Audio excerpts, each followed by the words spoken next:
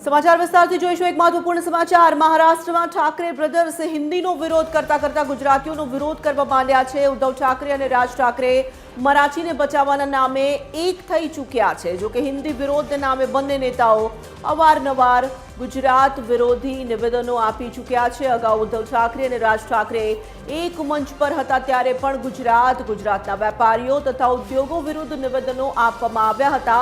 હવે રાજ ઠાકરે ફરી ગુજરાત પર નિશાન સાધ્યું છે। આટલું જ નહીં, લોખંડી પુરુષ સરદાર વલ્લભભાઈ પટેલ વિશે પણ વિવાદિત ટિપ્પણી કરી છે। મનસે પ્રમુખ રાજ ઠાકરેએ મીરા ભાયંદરમાં એક સભામાં દાવો કર્યો છે કે ગુજરાતી વેપારીઓ અને ગુજરાતી નેતાઓ દાયકાઓથી મુંબઈને મહારાષ્ટ્રથી અલગ કરવા માટે પ્રયાસ કરી રહ્યા છે।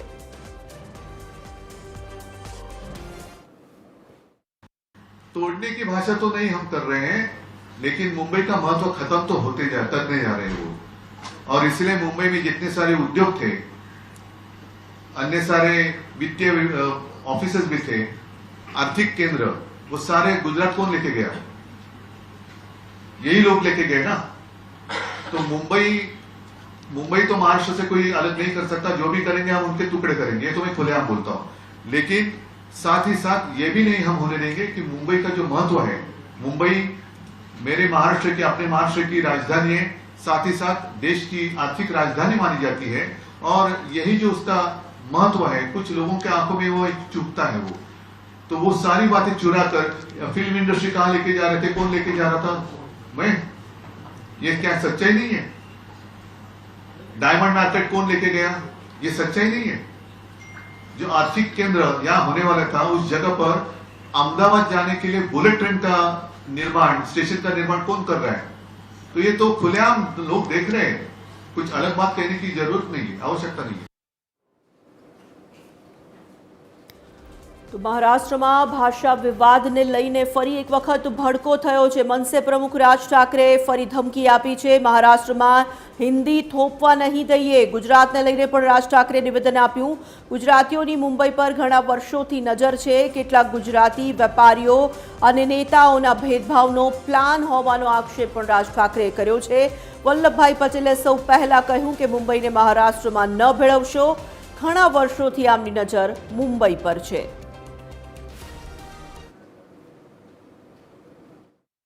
काँग्रेस असल्यापासूनच हे सगळं।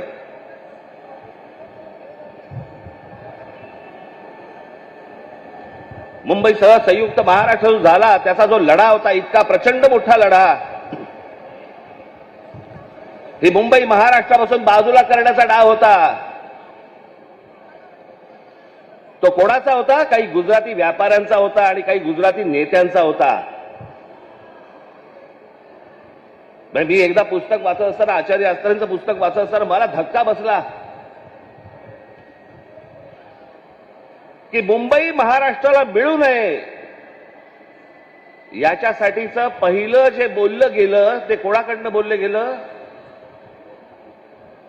वल्लभभाई पटेलांनी सांगितलं की मुंबई महाराष्ट्राला देऊ नका म्हणून।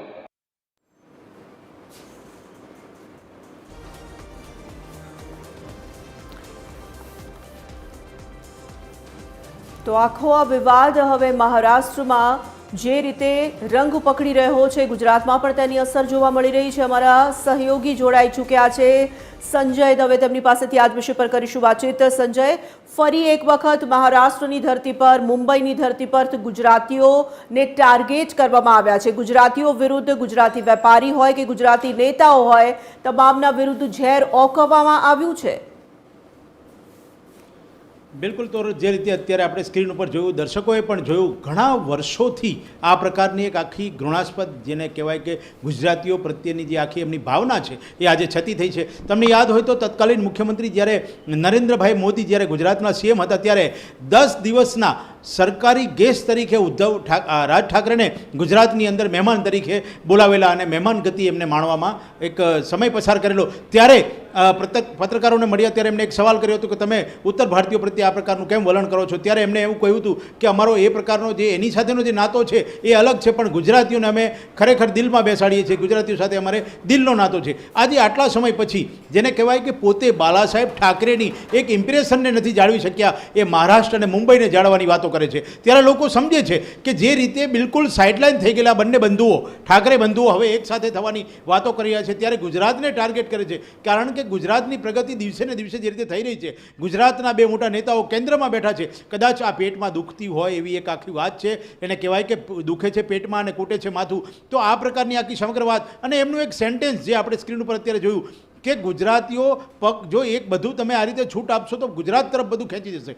હવે યાર કઈ રીતની આ રીતની એમનું જે સિચ્યુએશન છે, કઈ રીતની વાતચીત છે, આ એક રાજનેતાને શોભે એવું આખું એમનું સંબોધન નથી, છતાં પણ જેને કહેવાય કે ગુજરાત પ્રત્યે એમનો જે અણગમો છે તે જાહેર થયો. તોરલ.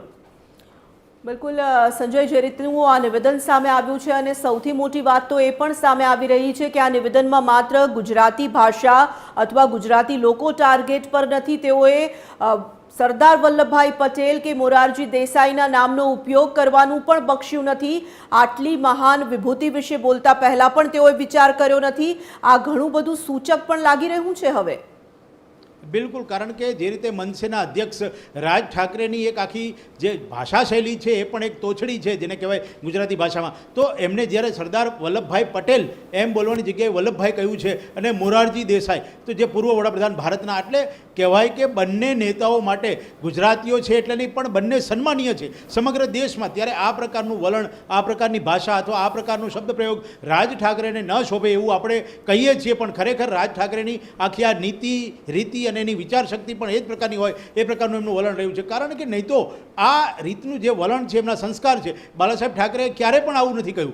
ત્યારે એમને દરેક વ્યક્તિઓ, દરેક નેતાઓ માટે આદર સન્માન હતો. ત્યારે જે રીતે એમને આખી વાત કરી, વલ્લભભાઈ પટેલનું નામ વલ્લભભાઈ પટેલ તરીકે લીધું, તો આ સમગ્ર વાત ગુજરાત પ્રત્યેનો અણગમો દેખાડે છે. કદાચ આવનારા દિવસોમાં ગુજરાતથી મુંબઈ જે રીતે ટકી રહ્યું છે, મુંબઈ જે બિઝનેસ નગરી જેને કહેવાય છે, એ નગરીની અંદર ગુજરાતીઓનો કેટલો ફાળો છે, સિંહ ફાળો છે, એવું બાલા સાહેબ ઠાકરે પણ ભૂતકાળમાં સ્વીકારી ચૂક્યા છે. ત્યારે આ પ્રકારનું બંધુઓનું જે ઠાકરે બંધુઓનું જે વલણ છે, એમાં જ્યારે મનસેના નેતા રાજ ઠાકરેનું જે આ શબ્દ પ્રયોગ છે એ ખરેખર નિંદનીય છે અને લોકોએ એને આવનારા દિવસોમાં કદાચ ગુજરાતી નેતાઓ જે એમની સાથે જોડાયેલા છે એ પણ એનો જવાબ આપશે. પણ આ રીતનું જે વલણ છે એ ખરેખર એક શોભનીય ના કહેવાય. તોરલ. બિલકુલ સંજય, ધન્યવાદ તમામ જાણકારી માટે. તો અમારા સહયોગી સંજય દવે જોડાયા હતા. ફરી એક વખત ગુજરાતીઓને ટાર્ગેટ કરવામાં આવ્યા છે. મનસે વડા રાજ ઠાકરેની બેફામ જે વાતો છે તે ફરી એક વખત ચર્ચા જગાવી ચૂકી છે.